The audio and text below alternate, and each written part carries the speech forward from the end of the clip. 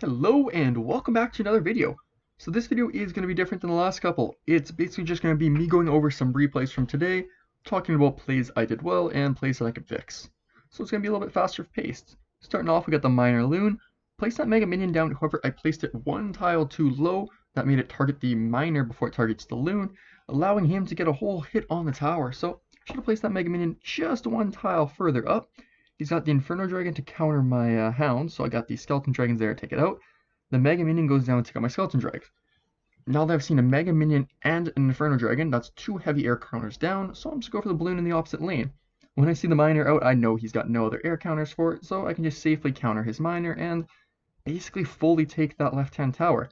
He does actually have Zap in hand, so if he used the Zap, I think he would save the tower. He opted not to.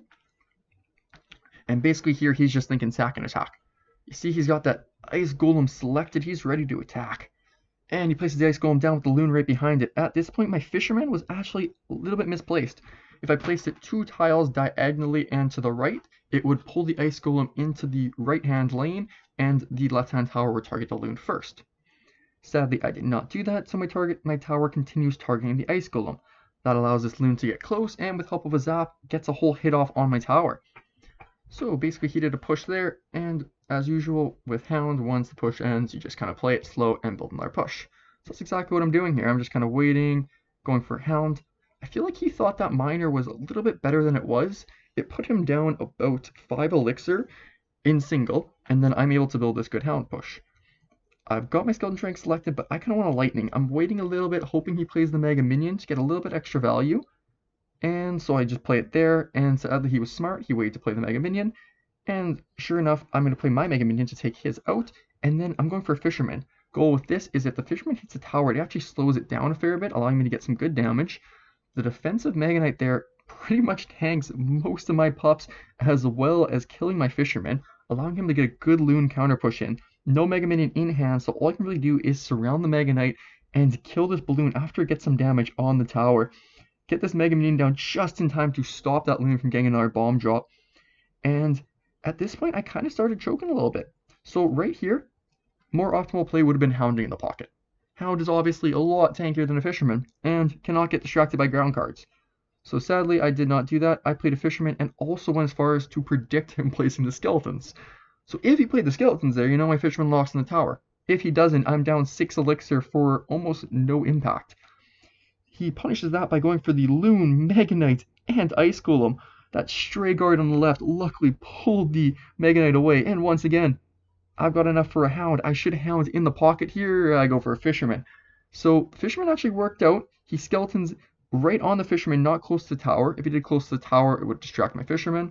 That allows the balloon to get close enough to win me the game. And sure enough, I got to return the crying mode. I'm no saint. I'm going to game 2 here. I've got both the Hound and guards in hand, so I opt for that Hound first play. He goes for the Princess and the Prince shortly after. My original thoughts here are I'm playing against Prince Bait. So when he plays the Giant, catches me off a bit. However, I'm going to go the Mega Minion, that's just to get the splash the Princess. Allows me to place the guards down, and now Fisherman that Giant into the King Tower. Meanwhile, he's got the minions on my Hound, and so basically clean defense from both sides there. After the push is ended, both of us are fairly even elixir. I opt for the Loon here, because he did use the 2 air cards, being the Minion and the Princess. He could have actually fireballed my Loon there, preventing all damage. I think Fisherman might have hit the tower, allowing the Loon to get 1 hit, however, would not have gotten 2 hits. But because he Valked and then Princessed, I was able to get some good damage there. I do realize I spent a bit too much in that push, so I'm going to be down a couple elixir. For that reason, I don't want to Hound until I counter push. So basically I wait, see he's got a push going, I go for the Mega Minion. I want to get my Fisherman, so I just place the guards there to cycle back to it, and get my Fisherman pulling it here. If I place my Fisherman 1 tile lower, it would pull that Giant to the right-hand tower. However, it didn't really make too much of a difference here, as the Giant didn't touch the tower. So got a little counter push going.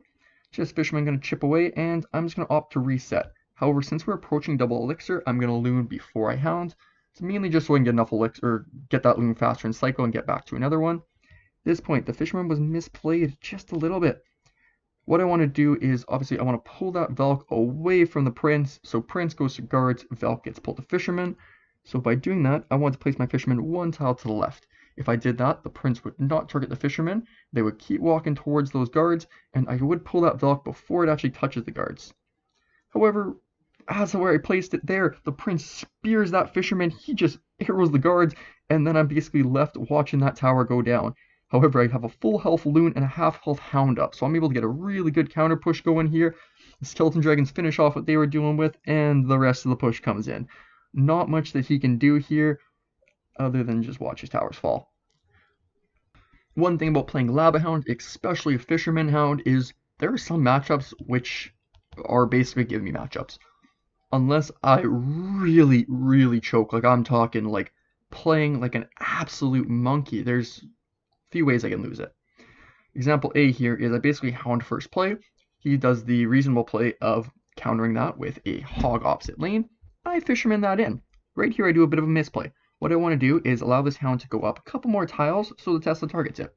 Once that does it, I place my Skeleton Dragons. They take out the Tesla, all's free. I placed the Skeleton Dragons a little early, they got targeted by the Tesla, so honestly quite a bit of a misplay for me. However, Fisherman takes out the Tesla still, one Skeleton Dragon still lives, his only air card is the Firecracker, I'm able to arrow that, and at this point you kind of see why it's such a skewed matchup. I just play guards, take out the Hound, and even though in this very short game I made that one misplay of Skeleton Dragon too early, there's not much you can do with that deck. Alright, going to another game here. So I do have Hound first play, but I don't actually have any ground cards. So I don't want to play my Hound first. That being said, if they play an air card, I will always Hound in the same lane, because that air card makes it so close to the bridge that it's very easy to take out. He goes for an Loon now in the left-hand lane. Mega Minion will fully clean that on up. So I've got a pretty damn good elixir advantage after this. I'm just waiting to place my Skeleton Dragons until the Hound crosses the bridge. I just want my Skeleton Dragons to take that out, and now cross. So the Hound is tanking for them. That forces him to use the Rocket.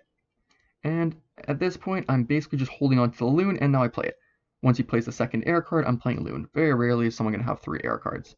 I could arrow the Skeleton Barrel. I want to save my arrows because I know an arrow will take out that Firecracker very easily. Don't even have to arrow the Firecracker this time. My Balloon gets 2 hits off, and then the Death Bomb will actually finish the Firecracker off. Pretty damn nice lead for me. Basically, gonna just opt for the reset. Like I said before, if he went for a push before I hit full elixir, I would want to defend that, but he didn't. So right now, and we're gonna just dismiss that right away, I'm gonna go for the Skeleton Dragons to defend the Barbs. I was arrowing that regardless. The fact he played Bats just gave me insane value and basically just made snowballing this much easier. So once that was done, it was a simple Fisherman, Loon, and a 3-star. Alright, well that marks the end of today's video. I'm going to plan to make a video series with this one and try to upload about 3 to 5 games in a video. Like I said, kind of going to talk over them, say what I did well, what I did bad, make it about a 5 to 15 minute video. Main purpose of it is just to fit as much information in there as possible for those who haven't played Hound or haven't used Fisherman that often, just so they can learn kind of how to use it. Obviously, I'm no expert. I've played the deck a fair bit, but I'm not 100% perfect, so if any plays I'm making don't make sense, feel free to comment and we can try to figure it out. As usual, thank you guys for watching and making it to the end, and see you next time.